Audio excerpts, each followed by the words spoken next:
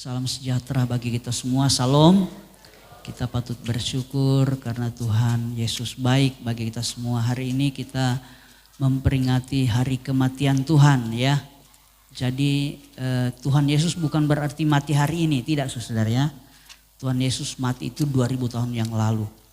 Tapi dia sudah bangkit hari ketiga dan sekarang dia ada di surga. Hari ini kita hanya merayakannya, mengingat bahwa Yesus pernah mati di kayu salib menebus kita. Haleluya. Bapak Ibu Saudara sekalian, penting sekali untuk mengingat kematian Tuhan. Karena saya selalu ulang-ulang katakan bahwa karena kematian Tuhanlah maka hari ini ada gereja. Kalau Yesus tidak mati, tidak ada peribadatan kepada Tuhan. Tidak ada sudah. Cuma karena Yesus mati maka semuanya ini ada. Haleluya. Karena ketika dia mati, dia menebus dosa kita dan kita menjadi umat pilihan Tuhan. Haleluya. Bapak Ibu Saudara sekalian, kematian Tuhan itu merupakan titik balik dari kehidupan manusia yang seharusnya mati dihukum untuk selama-lamanya di neraka, dan titik baliknya itu adalah kematian Tuhan.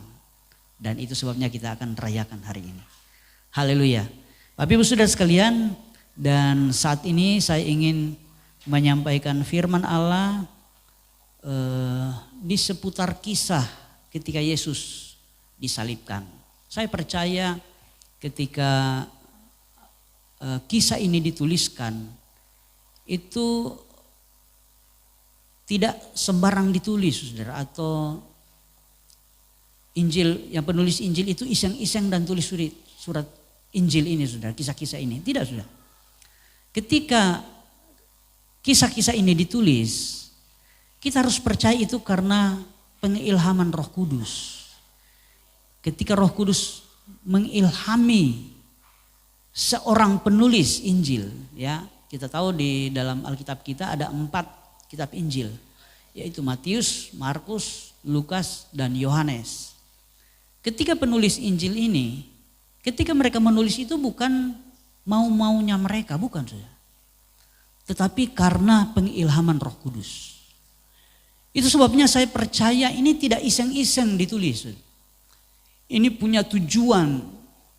Dan di sana terselip tujuan Allah di dalam penulisan kisah ini. Nah, itu sebabnya kita anak-anak Tuhan, kita harus mempelajari apa maksudnya.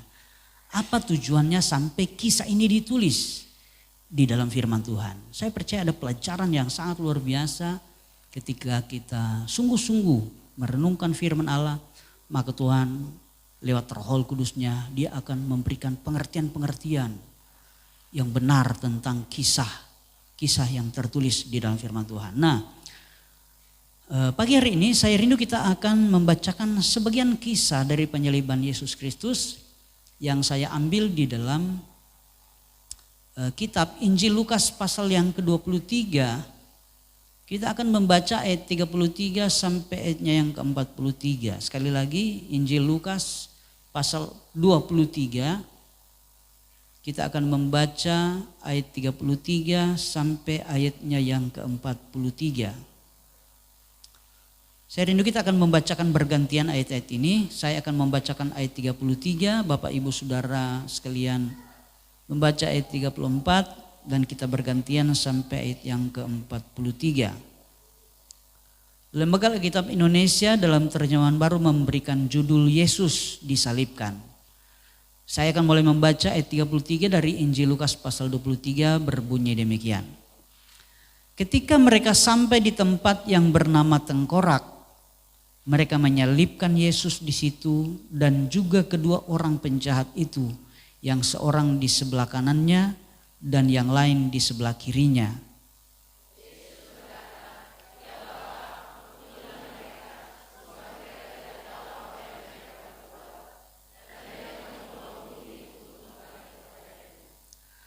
Orang banyak berdiri di situ dan melihat semuanya.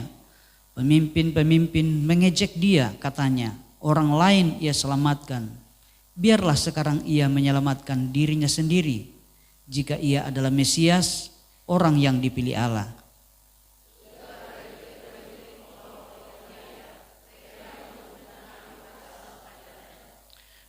Dan berkata, jika engkau adalah raja orang Yahudi, selamatkanlah dirimu.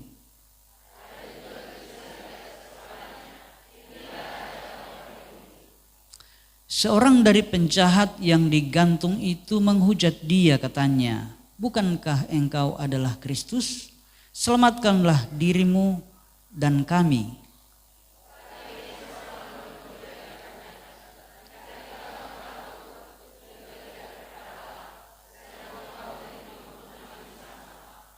Kita memang selayaknya dihukum, sebab kita menerima balasan yang setimpal dengan perbuatan kita.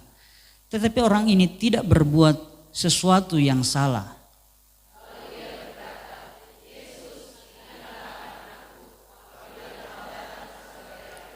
Ayat 43 kita baca sama-sama 2-3.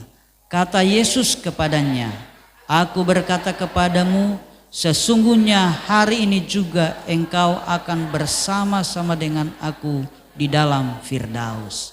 Puji Tuhan, silakan duduk Bapak Ibu Saudara sekalian. Kisah ini adalah sebuah kisah yang luar biasa. Karena di sini diceritakan bahwa Yesus yang secara manusia, ya, secara manusia normal, Yesus ini adalah pribadi yang tidak berbuat salah. Bahkan Pilatus ketika mengadili dia, Pilatus itu adalah pejabat bangsa Roma, karena waktu itu Israel itu dijajah oleh bangsa Roma. Dan bangsa Roma memberikan perwakilan pemerintahan di Israel itu kepada Pilatus. Itu sebabnya Pilatus mengadili Yesus waktu itu. Ketika Pilatus mengadili Yesus, cerita firman Allah, catatan firman Tuhan, bahwa Pilatus tidak menemui kesalahan apapun yang setimpal dengan hukuman mati. Tidak ada. Kalaupun ada salah, itu cuma salah biasa. Yesus itu secara manusia normal, manusia biasa, dia tidak ada salahnya. Tetapi dia dihukum mati dengan digantung di kayu salib. Kita tahu bersama bahwa hukuman salib itu adalah penghukuman bagi penjahat-penjahat kelas 1 di zaman itu. Jadi kalau hari ini ada penjahat kelas 1, seperti kemarin itu Sambo, saudara masih ingat Sambo ya? Itu kalau di zaman itu dia dihukum disalib, saudara. Dan dia akan dihina oleh banyak orang. Karena dia sudah berbuat dosa, membunuh orang, merencanakan kejahatan dan lain sebagainya. Kalau hari ini ada penjahat-penjahat yang kelas 1 juga. Dulu saya pernah cerita di Malalayang ada seorang penjahat, ya. Dia itu adalah seorang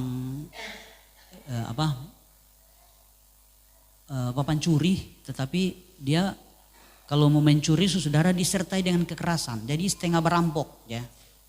Jadi dia mencuri, tapi kalau ketahuan saudara, dia bisa bunuh orang. Ini penjahat ini di Malalayang dia. Kemudian dia adalah seorang pemerkosa. Ya. Kejahatan terakhir saudara dia memperkosa ibu dan anaknya. Jadi sekaligus diperkosa 2, ibu dan anaknya. Sangat sadis di pribadi ini. Kemudian dia ketangkap orang dan digebukin, dipukul saudara. Diinjak-injak, akhirnya dia mungkin orang Cina bilang amsiong, luka dalam, saudara. Akhirnya saudara tidak tunggu beberapa waktu, tiba-tiba meninggal dia. Ketika meninggal, tidak ada satupun pendeta mau kasih kubur. Masyarakat tidak ada mau datang, dorong cuma bauni dari jauh. Yang hadir cuma apa kata kuntua ya, zaman dulu itu dengan nama kuntua di Malaleng. Lurah, cuma lurah yang hadir. Lurah lagi bingung mau kubur bagaimana ini, mau berdoa orang berdosa begini. Jadi dia bilang sudah jauh berdoa, langsung bawa dikubur sugale. Dia coba pidato sudah, dia cuma bilang begini, hele Tuhan Yesus mati, hele Bruce Lee mati. Apalagi ini binongkol kurang ajar satu ini, tambung pada dia, langsung orang tambung sudah. Karena kurang ajar, jadi tidak dihormati orang seperti itu. Itu termasuk penjahat-penjahat kelas 1. Kalau zaman dulu orang seperti itu disalib di zaman penjajahan Romawi.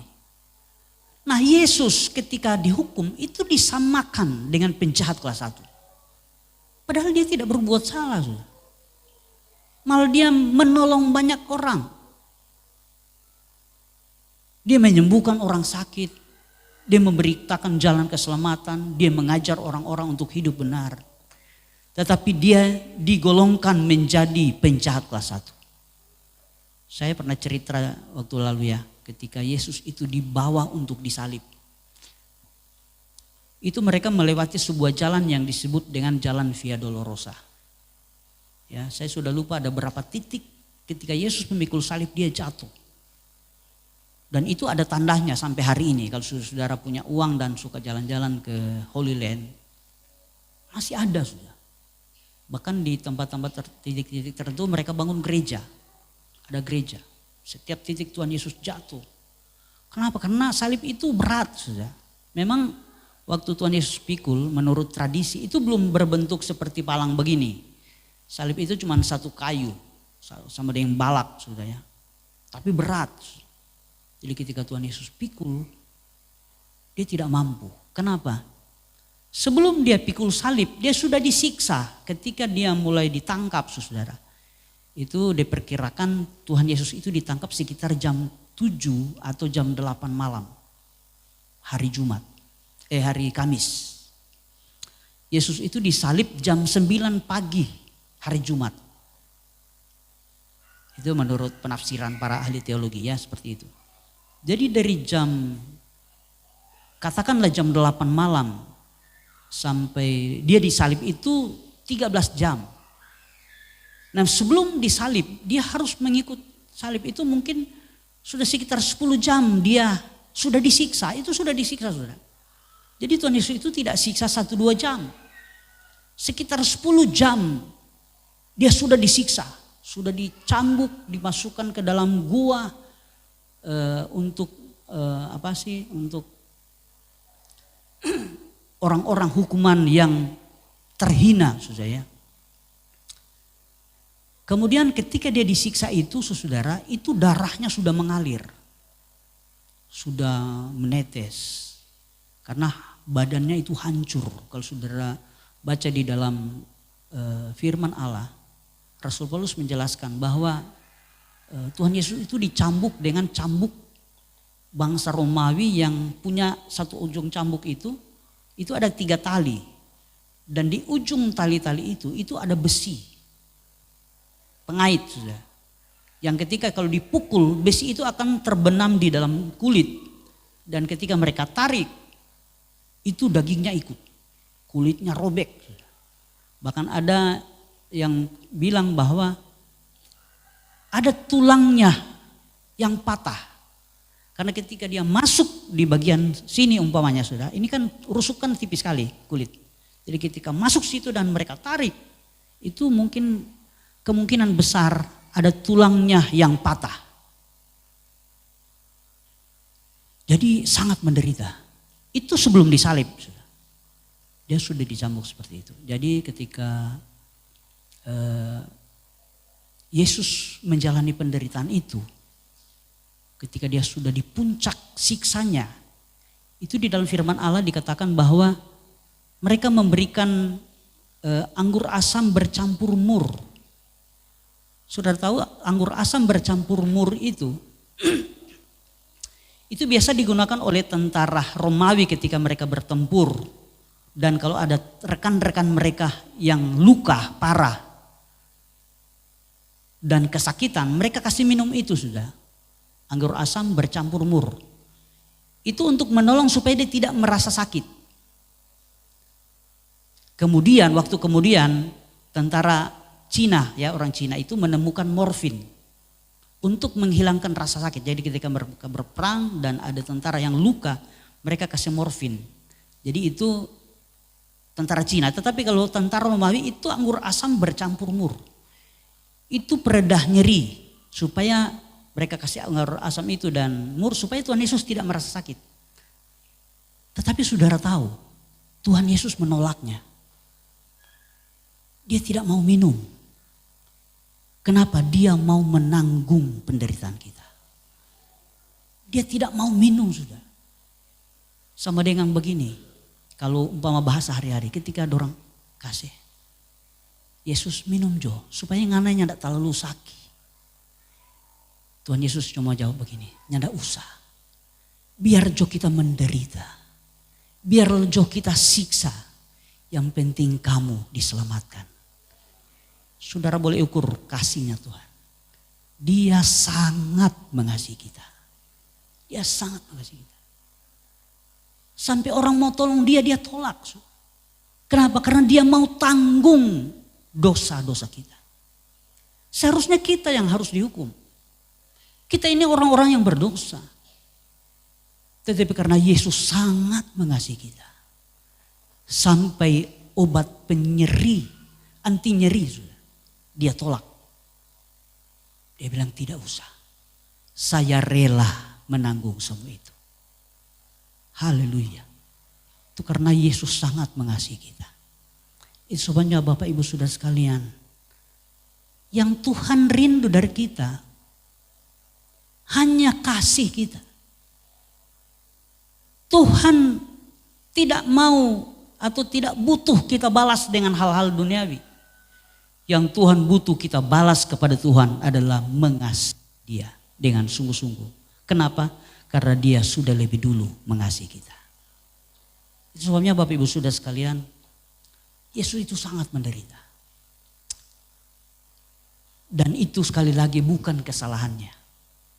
Tapi karena kesalahan kita, karena dosa-dosa kita.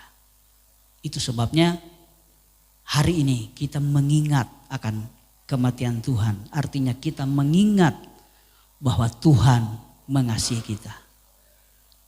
Kita mengingat bahwa semua penderitaan yang harus kita tanggung itu sudah ditanggung oleh Tuhan di kayu salib. Haleluya. Dan ketika Yesus disalib, ini kisah selanjutnya yang sudah kita bacakan tadi. Ketika dia disalib di antara dua orang jahat. Dua orang berdosa. Dan saya percaya sekali lagi seperti saya katakan tadi di awal. Cerita ini ditulis itu bukan sekedar ditulis. Tetapi Tuhan mau kita belajari kisah ini. Kenapa? Sampai Yesus disalib di antara dua penjahat. Dua penjahat ini adalah melambangkan atau menjadi gambaran bagi hidup kita manusia. Gambaran manusia. Kita ini semua orang berdosa yang harusnya digantung, disalib seperti dua penjahat ini. Jadi dua orang penjahat ini itu mewakili kita. Nah, dari dua orang penjahat ini, saudara, itu kita pelajari ada dua sikap yang ditunjukkan oleh dua penjahat ini. Ya, sekali lagi dua penjahat ini adalah gambaran kita. Karena tidak ada manusia yang tidak berdosa. Siapa yang benar di gereja ini saat ini? Saya mau tanya. Boleh angkat tangan? Tidak ada sudah. Kita semua berdosa. Kita semua bersalah di hadapan Tuhan. Sama dengan dua penjahat ini. Sama-sama juga berdosa mereka berdua. Mereka itu orang jahat. Selalu menyakiti hati Tuhan. Ini dua orang ini. Dan mereka disalib. Tetapi mereka disalib karena mereka juga orang berdosa sudah. Mereka orang jahat. Nah, ketika mereka ada disalib, kita sudah baca tadi. Ternyata ada satu orang berdosa, saudara. Dia juga mengolok-ngolok Yesus. Dia juga mengolok-ngolok ya, menista Yesus. Dia bilang begini, Yesus, kamu kan juru selamat, kamu kan Mesias, turun saja dari, katanya kamu Mesias, turun saja dari salib dan selamatkan kita berdua. Itu orang berdosa yang pertama. Itu menggambarkan, saudara, ada orang-orang Kristen yang seharusnya kita adalah orang-orang berdosa. Tetapi saudara, di dalam kehidupan sehari-hari kita sebenarnya suka mengolok-ngolok Tuhan. Ketika kita dapat masalah, ketika kita dapat hukuman karena dosa kita, seringkali kita suka tanya, di mana Tuhan? Benar enggak sih Tuhan itu ada? Kenapa tidak menolong saya? Saya so siksa, saya so menderita, kenapa Tuhan tidak tolong? Itu sama dengan mengolok-ngolok Tuhan, saudara. Sama dengan yang penjahat ini. Dia bilang, Tuhan, katanya kamu juru selamat. Katanya kamu Isa Al-Masih, Mesias. Kalau kamu benar-benar Mesias, turun dari kayu salib dan selamatkan kami juga. Sekali lagi, ini gambaran ada banyak anak-anak Tuhan yang suka mengolok-ngolok Tuhan dalam hidupnya. Padahal kalau kita menderita, kita dapat masalah, kita dapat ujian, kita dapat cobaan, dapat sakit penyakit, itu karena dosa kita, sudah.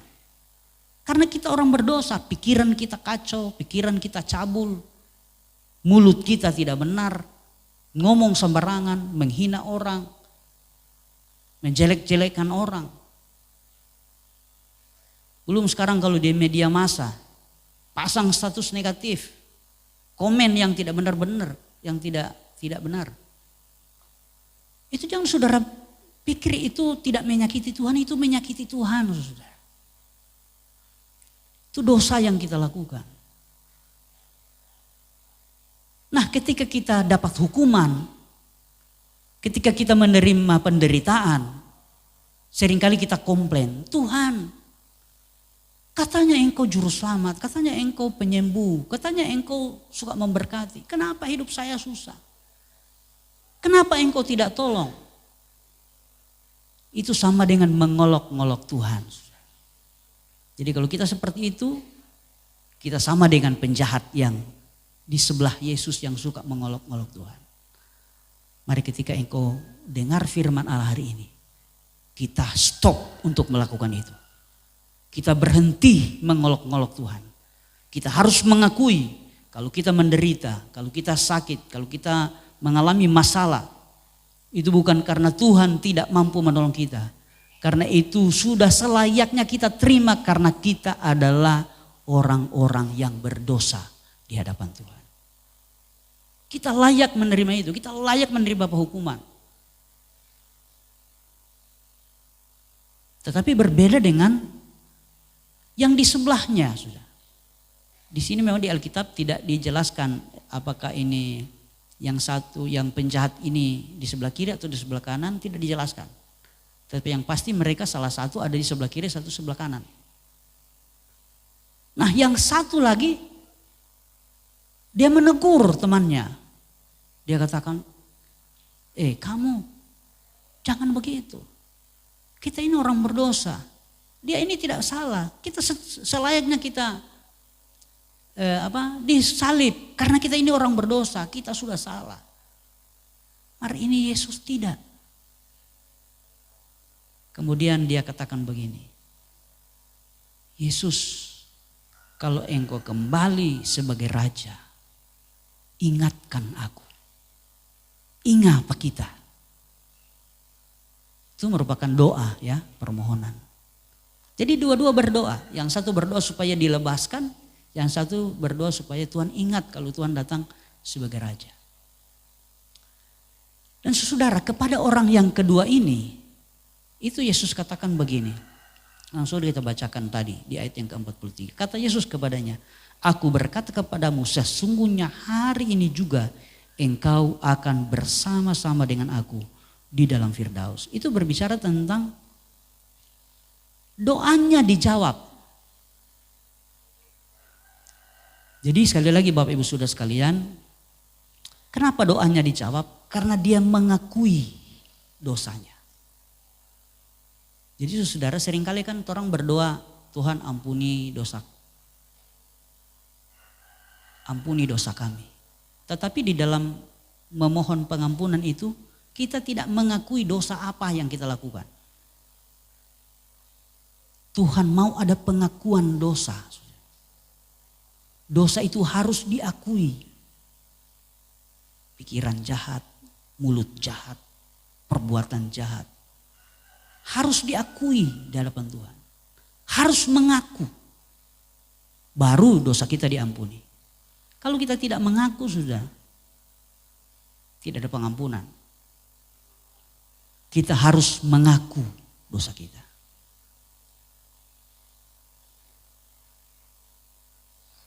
Yang saya sebut tadi itu dosa hari-hari sudah. Pikirannya tidak betul. Deng mulunya tidak betul. Itu dosa hari-hari. Setiap saat kita bisa berdosa. Marah istri, marah suami, marah anak. Pikiran negatif. Memikirkan kesalahan orang. Belum pikiran cabul. Pornografi setiap hari.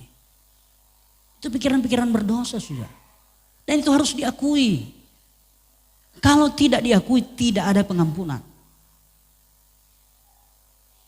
Kita harus mengaku. Sebab ketika kita mengaku maka ada pengampunan. Dan kalau kita diampuni saudara yang luar biasa. Doa-doa kita akan dijawab oleh Tuhan. Haleluya. Saudara boleh baca di dalam. Kalau kita mengaku maka Tuhan akan mengampuni kita. Itu di dalam 1 Yohanes 1 ayat yang ke-9. 1 Yohanes 1 ayat 9 dikatakan begini. Jika kita mengaku dosa kita. Maka ia adalah setia dan adil. Sehingga ia akan mengampuni segala dosa kita.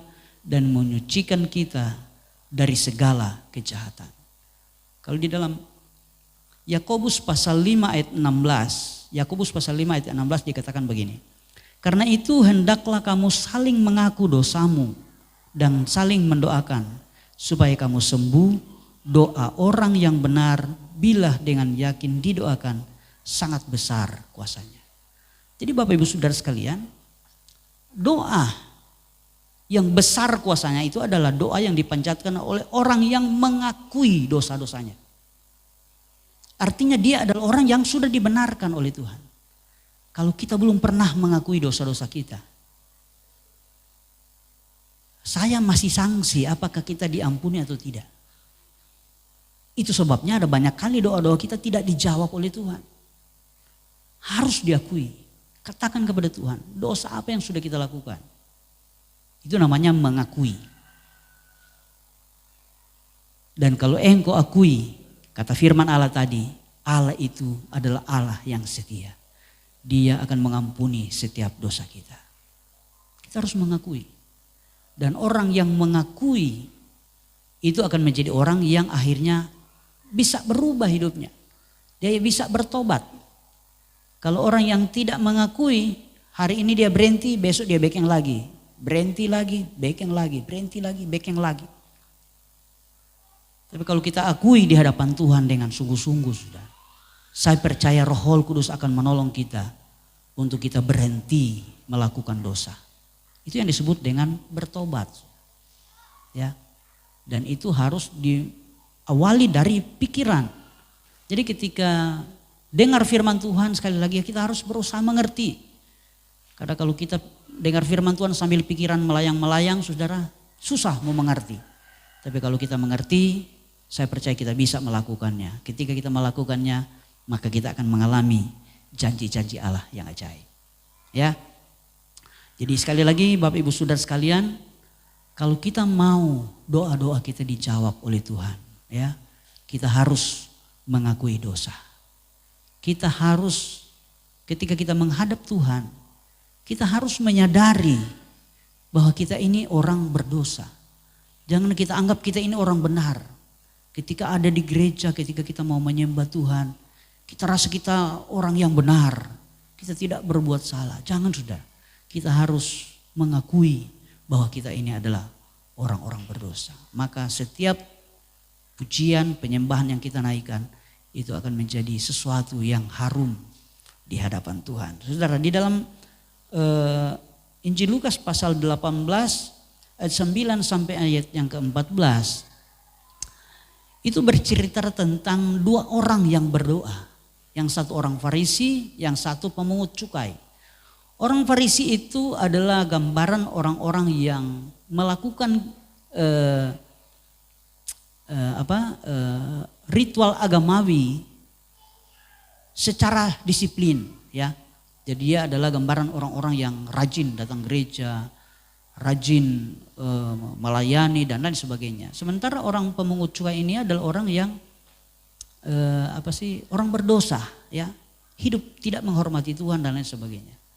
Tetapi saudara, dikatakan di dalam perumpamaan ini Tuhan Yesus cerita ada dua orang yang datang di bait Allah. Yang satu orang Farisi yang tiap hari pakai baju putih, pakai Alkitab, datang ke gereja.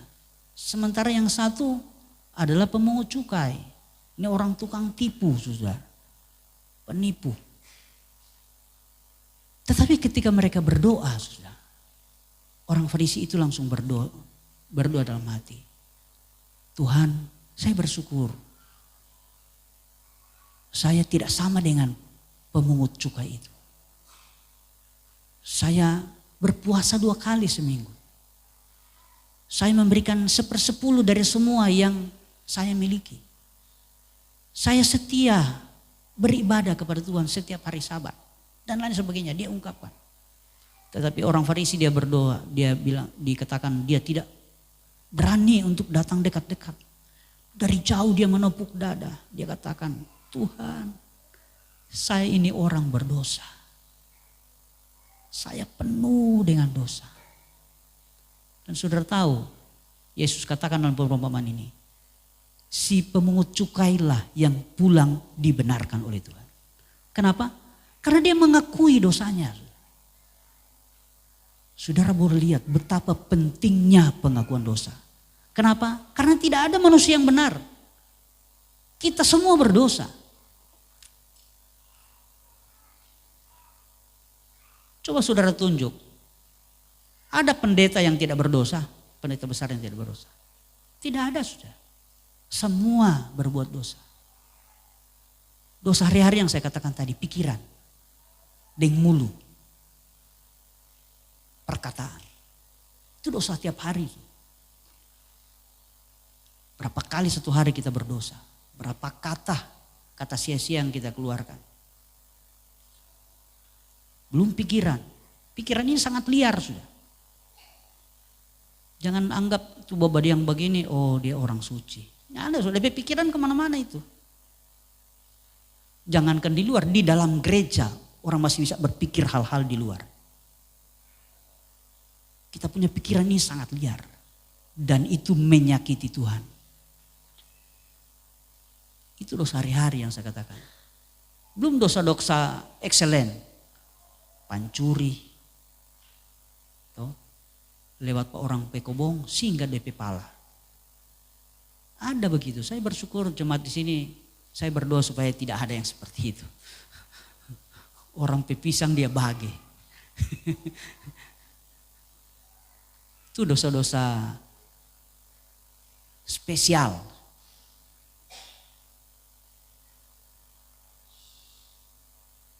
Belum bagate, barokok. Itu dosa-dosa spesial. Seks bebas anak-anak muda. Belum menikah sama-sama. Kumpul kebo dan lain sebagainya.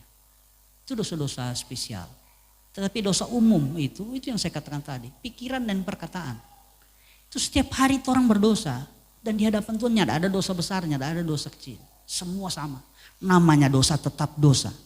Karena dosa itu menyakiti hati Tuhan. Ya, lain kali memang kalau so tak pancing deng, jangankan jemaat saudara, kami hamba-hamba Tuhan, kalau sudah kumpul, kurang kali satu angkat cerita, itu bro itu begini. Oh iyo, aduh apa dia bilang? Langsung tersambung saudara, bagosip orang. Saudara pikir itu Tuhan senang? Tuhan sedih lihat kita bagosip tentang orang lain. Itu dosa. Dan Tuhan mau kita ketika beribadah menghadap Tuhan, kita harus mengaku dosa itu di hadapan Tuhan. Artinya setiap hari kita harus menghadap Tuhan dan mengaku dosa. Agar supaya setiap hari kita diampuni. Jangan nanti tunggu 1 bulan baru kita mengaku. 1 tahun baru mengaku. Oh itu dosa satu gudang. Tuhan mau kita mengakui dosa setiap hari. Paling bagus saudara ketika engkau tanpa sengaja atau terdesak tiba-tiba engkau sudah berdosa. Detik itu juga engkau harus minta ampun kepada Tuhan. Saya begitu saudara. Dan Tuhan tahu ketika kita ngomong itu dalam hati Tuhan tahu. Karena Roh Kudus ada di dalam hidup kita. Saya seringkali begitu. Kalau kan menjadi orang suami istri itu ada kalanya suka salah pendapat. Kalanya naik kita pedara, marah, bicara so keras, nada so tinggi Pak istri. Sesudah itu saya sadar. Selalu Tuhan ampuni. Saya sudah pikiran jahat sama istri. Katakan dalam hati, karena Roh Kudus sekali lagi ada dalam hati kita. Ada kalanya anak. Namanya juga manusia kan pasti ada kesalahan. Kali Jose bikin sakit kepala kita. Walaupun kita mungkin hendak bicara mar di dalam hati kurang ajar ini anak ini. Kita suka kasih besar dari kecil. DP sikap begitu kita. Tapi secepat itu saya sadar, saya mohon ampun Tuhan, ampuni. Saya sudah pikiran jahat sama anak. Ketika kita seperti itu jangan saudara pikir Tuhan senang. Tuhan disakiti ketika engkau punya pikiran seperti itu. Apalagi dengan perkataan. Tuhan disakiti sudah. Dan Tuhan mau kita harus akui itu di hadapan Tuhan. Kita harus mohon pengampunan dari Tuhan. Agar supaya doa kita dijawab oleh Tuhan. Karena hanya dengan diampuninya kita, baru doa kita dijawab oleh Tuhan. Selama kita tidak diampuni saudara, kalau mau pakai istilah hari-hari, tunggu ayam kincing kalau Tuhan mau jawab, itu doa. Tuhan yang mau jawab saudara. Ini orang yang tadi yang di sebelah, kalau saya katakan sebelah kiri, mungkin sebelah kiri ya. Dia bilang Tuhan, katanya Tuhan Mesias. Turun jo dari salib, kong kasih turun lagi petorang. Selamat. Apakah Tuhan jawab? Tidak. Kenapa? Dosanya tidak diampuni. Padahal cuma beku dengan Tuhan. Apakah Tuhan sanggup melakukannya? Sanggup. Tapi Tuhan tidak lakukan. Tapi yang sebelah ketika dia mengakui, orang ini orang berdosa. Orang layak disalib. Kalau sama dengan sekarang begini, ketika engkau dalam masalah, engkau dalam penderitaan, engkau katakan Tuhan ampuni saya berdosa. Saya layak untuk menerima penderitaan ini. Saya layak untuk menerima sakit penyakit ini. Saya layak hidup saya terpuruk. Saya layak bisnis saya terpuruk, hancur. Karena saya orang berdosa. Ketika engkau akui begitu, dan engkau berdoa kepada Tuhan, maka Tuhan pasti menjawab. Karena kita jadi orang yang sudah dibenarkan. Sebabnya Bapak Ibu Saudara sekalian, mari lewat firman Allah hari ini kita belajar untuk membawa hidup kita semakin hari semakin cocok dengan firman Tuhan. Ya. Jangan menyimpang ke kanan, jangan menyimpang ke kiri kata firman Allah. Berjalanlah seturut petunjuk firman Tuhan. engkau harus menjadi pribadi-pribadi yang selalu mengaku dosa kepada Tuhan. Ketika engkau berbuat salah di hadapan Tuhan, mari akui itu. Mohon pengampunan Tuhan. Dan dikatakan oleh firman Allah, Allah kita adalah Allah yang setia dan adil. Dia akan mengampuni setiap dosa kita. Dan kalau dosa kita sudah diampuni oleh Tuhan, artinya kita sudah jadi orang-orang yang dibenarkan. Kita bukan orang benar, tetapi dibenarkan karena darah Yesus. Saya percaya ketika kita berdoa kepada Tuhan, Tuhan akan menjawab setiap doa-doa kita. Haleluya. Sebab kepada Tuhan tidak ada yang mustahil. Haleluya. Hari ini sekali lagi kita mengingat Yesus disalib. Artinya kita harus ingat bahwa hari ini itu adalah gong di mana setiap manusia yang berdosa yang harusnya dihukum mati, dihukum kekal, yang seharusnya menerima penderitaan yang setimpal dengan perbuatan dosa kita. Kita menjadi pribadi-pribadi yang berlayak untuk menerima anugerah, pertolongan Tuhan. Kita adalah menjadi orang-orang yang berlayak menerima kesembuhan, mengalami berkat-berkat Allah, pertolongan yang ajaib, pemeliharaan, perlindungan Tuhan. Itu kita berlayak untuk menerima. Kenapa? Karena Yesus mati di kayu salib.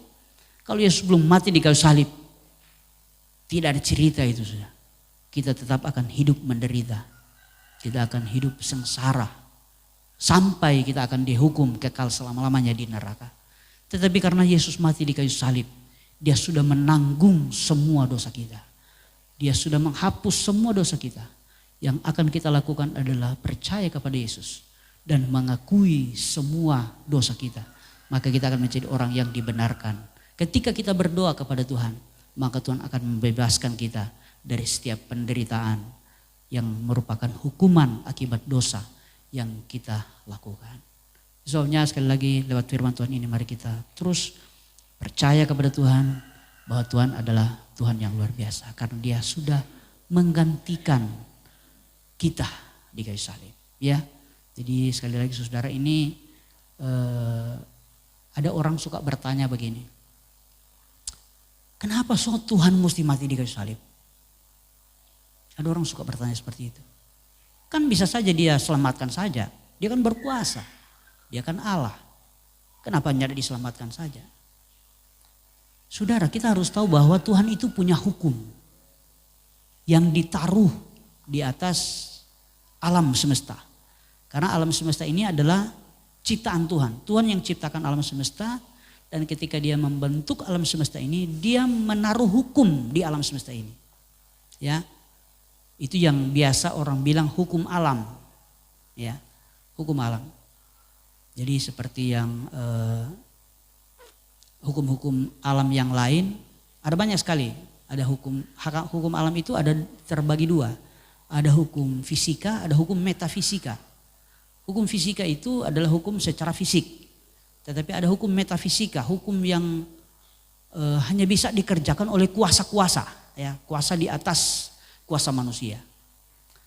Nah, hukum itu saudara itu berlaku kekal sifatnya. Tidak dibatasi oleh ruang dan waktu.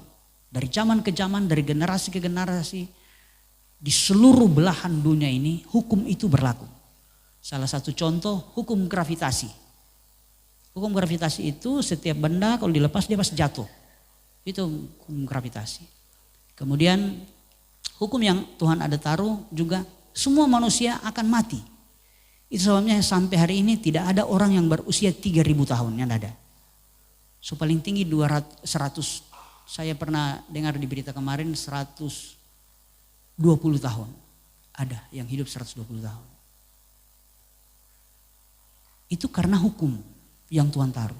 Sama dengan manusia. Manusia Tuhan taruh hukum di tubuh manusia itu pertumbuhan badan itu cuma sampai usia 21 atau 25 tahun.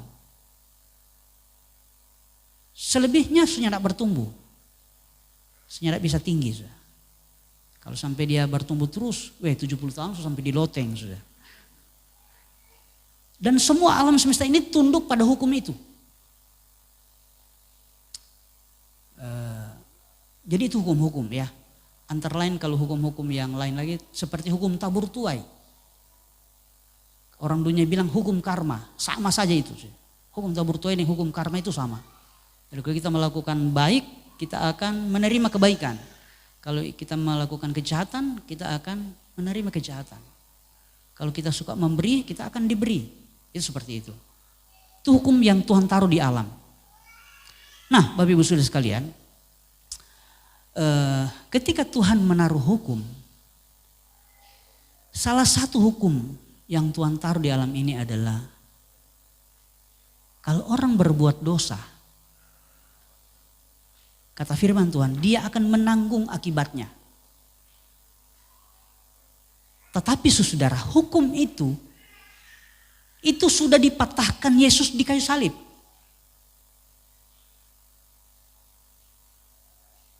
Jadi saudara, Tuhan berupa kalau istilah dunia, Tuhan amandemen undang-undang peraturannya. Itu ketika dia mati di kayu salib. Jadi orang berdosa harusnya masuk di neraka. Kalau dia percaya kepada Tuhan dan bertobat, dia dibenarkan walaupun masih berdosa. Sudah kita kan tidak bisa luput dari dosa. Kita akan berbuat dosa sampai orang mati. Sudah. Tapi kalau kita akui dosa kita akan menjadi orang yang dibenarkan. Bukan orang benar, orang yang dibenarkan. Jadi ketika Bapa di surga melihat kita, dia melihat darah Yesus yang ada dalam hidup kita. Sebabnya dia tidak jadi menghukum kita untuk selama-lamanya. Jadi Bapak Ibu Saudara sekalian, kita harus seperti itu. Nah, kenapa Yesus harus disalib? Itu karena itu sudah. Kalau Yesus tidak disalib, kita tetap masuk neraka. Karena itu hukum yang sudah Tuhan taruh. Jalan satu-satunya adalah lewat pengorbanan. Dan pengorbanan yang bisa dilakukan dan bisa membuat kita bebas dari hukuman hanyalah kematian Yesus Kristus.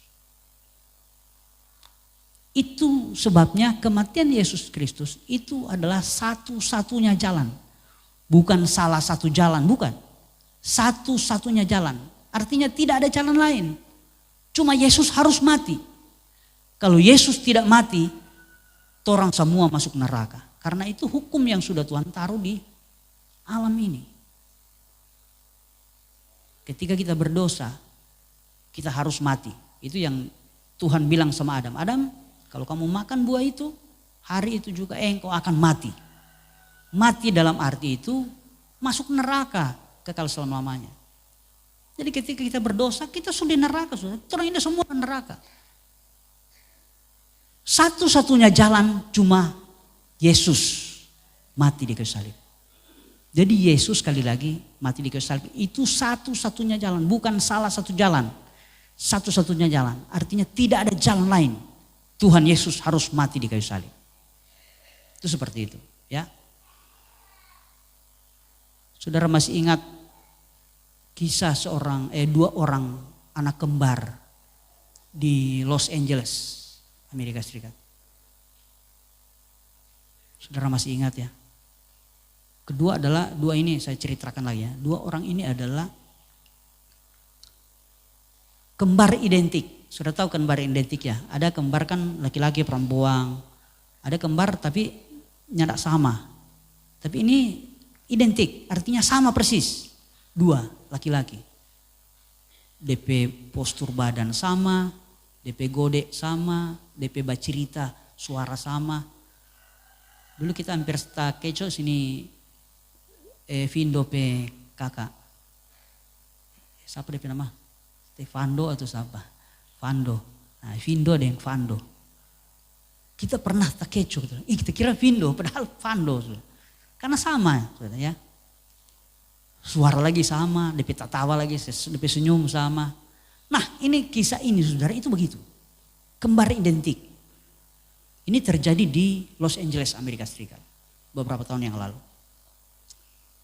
Nah tetapi saudara kedua anak kembar ini punya perangai yang berbeda. Walaupun secara fisik mereka sama persis. Pakai baju sama, muka sama, rambut, pesisir sama, gunting sama, semua sama. Jadi orang tidak bisa membedakan. Tetapi mempunyai sikap atau perangai yang berbeda. Yang satu dengar-dengaran, yang satu kepala batu. Akhirnya ketika mereka bertumbuh menjadi besar, mereka punya profesi yang berbeda. Yang kakaknya ini, yang lebih kakak ini, dia karena dengar-dengaran, akhirnya dia kuliah sampai lulus dan menjadi seorang hakim. Menjadi seorang hakim. Dan ketika dia menjadi seorang hakim, dia menjadi hakim yang sangat adil. Kalau orang jahat langsung dihukum. Yang tidak berdosa dia langsung bebaskan. Dia adalah hakim yang sangat radikal. Tetapi adiknya saudara itu bertumbuh menjadi seorang berandalan. Akhirnya dia menjadi pribadi yang hidup tidak benar. Dan akhirnya dia menjadi kepala gangster di kota itu. Dia melakukan banyak kejahatan, dia masuk keluar penjara, dan sampai di satu titik dia membuat sebuah kejahatan yang sangat berat sehingga meresahkan seluruh kota itu ya. Sehingga wali kota itu jadi pusing. Ketika dia sudah pusing, dia bingung mau diapain nih orang ini. So kasih masuk penjara, keluar bikin lagi. Masuk penjara, keluar bikin lagi. Nah ketika sudah parah saudara, sudah tidak bisa berdaya, akhirnya mereka mengundang ini kakaknya ini karena dia terkenal adalah hakim yang sangat adil dan sangat radikal, saudara. Akhirnya dia diundang untuk mengadili ini penjahat ini. Ketika diadili, ternyata kakak adik orang dua, kembar identik lagi, sama persis. Cuma yang satu pakai baju tahanan, satu pakai baju hakim. Ketika diadili, jaksa penuntut, pembela memberikan argumen-argumen dan tiba saatnya hakim untuk memutuskan. Hari sudah ditentukan hari sekian, jam sekian, hakim akan memutuskan hukuman yang setimpal bagi penjahat ini. Ketika sudah ditentukan, semua masyarakat kota berkumpul. Mau lihat ini bagaimana ini. Kakak memutuskan adiknya. Sementara mereka sudah mengakui bahwa ini hakim ini adalah hakim yang adil. Nah ketika sudah dijatuhi hukuman, ternyata sang kakak menjatuhi hukuman mati. Ketika sudah dijatuhi hukuman mati, wah terjadi kontroversi di kota. Ada yang membela, masa kakak begitu? Itu kan adiknya, hukum seumur hidup kek. Maka ada yang bilang, sudah ini baru bilang hakim yang oke. Orang jahat seperti itu mesti dihukum mati. Terjadi kontroversi, luar biasa di kota itu. Ribut, semua membicarakan peristiwa itu. Dan tiba saatnya hari eksekusi. Dan ketika mereka sudah disiapkan di sebuah lapangan, sudah lapangan tembak sudah. Orang jahat ini sudah berdiri akan dieksekusi di situ. Malamnya sudah, sebelum besok hari eksekusi, ini kakaknya sudah datang ke adiknya. Dia permisi kepada polisi untuk ketemu sama adiknya terakhir kali sebelum besok dia akan dieksekusi mati. Ketika dia sudah berjumpa dengan adiknya, saudara, adiknya Pelia DP kakak, dia langsung mengamuk. Dia marah-marah. Dia bilang anak kakak kurang ajar, kakaknya tidak diberi kemanusiaan, kasih hukuman mati bagi kita. Nyandak sayang bagi kita. Besok orang dosanya nak baku dapat. Kita semua mati, dorang semua tembak. Dia bicara-bicara. Dia marah-marah. Akhirnya saudara, ini kakak nyandak peduli sudah. Dia buka sel, dia masuk di dalam sel saudara. Dia langsung bilang begini, buka nganapi baju. Buka baju kamu. Dan dia lagi buka DP baju. Setelah ini adiknya habis marah-marah bingung. Kenapa mesti buka baju? Akhirnya saudara, DP kakak kasih DP baju. Ngana pakai baju ini, mana DP baju kita pakai. Ketika sudah baku tukar baju saudara. Ini kembar identik saudara, bisa ketahuan. Dia cuma pesan, kita besok yang dorang mau tembak. Ngana keluar, ngana mesti bertobat. Berjanji pak kita. Ngana mesti berhenti. Dan kita sudah tulis surat pengunduran diri dari hakim. Ngana serahkan ini di pengadilan, ngana serahkan ini surat di pengadilan. Dan engkau harus jadi orang baik. Ini adiknya jangan mau. Oh jangan kakak, kita yang berdosa. Kita yang berbuat jahat, kita yang mesti mati, jangan kakak. Kakak bilang, nyanda, Nana sekarang keluar. Dia dorong keluar dari pintu penjara, dia slot, dia bilang kasih kunci, kasih ke polisi ini kunci. Dan Nana bawa ini surat pengunduran diri. Dia sudah pakai baju hakim sudah. Kakaknya sudah pakai baju tahanan. Besoknya dia akan dieksekusi. Ketika dia sudah ada di tengah-tengah lapangan, masyarakat sudah nonton, mereka lihat, mereka menyaksikan, wih luar biasa ini pengadilan. Dan akhirnya dia ditembak. Adiknya dari jauh lihat, kakaknya itu ditembak dan akhirnya tumbang mati. Dengan peluru bersarang di otak. Akhirnya dia mati. Adiknya pulang menangis. Dia menyesal semua perbuatannya. Dan saat itulah dia berjanji, saya akan jadi orang baik. Dan dia sudah kasih semua, kakaknya itu sudah kasih warisan. Semua hartanya itu dilimpahkan kepadanya. Dan dia mulai berusaha. Dia bertobat, kakaknya mati. Kenapa seperti itu? Karena kakaknya bilang, cuman itu satu-satunya jalan untuk menyelamatkan kamu. Kalau saya tidak berbuat begini, engkau akan jadi korban, engkau akan mati sia-sia. Saya sudah kenal Tuhan, saya percaya saya mati, saya masuk surga. Tetapi kamu harus bertobat supaya kami jadi orang yang dibenarkan oleh Tuhan. Hanya satu-satunya jalan. Nah Yesus melakukan itu buat kita sudah. Satu-satunya jalan. Kalau Yesus tidak mati, kita semua masuk neraka. Tetapi kita bersyukur karena Yesus rela mati. Akhirnya kita punya kesempatan untuk menikmati surga yang indah kekal selama-lamanya. Puji Tuhan, inilah firman Allah. Saya berharap kita semua mengerti dan mari menjadi pribadi-pribadi yang melakukan firman. Harus berusaha dan melatih diri untuk mengakui setiap dosa pelanggaran kita di hadapan Tuhan. Agar supaya doa-doa kita dijawab oleh Tuhan. Puji Tuhan.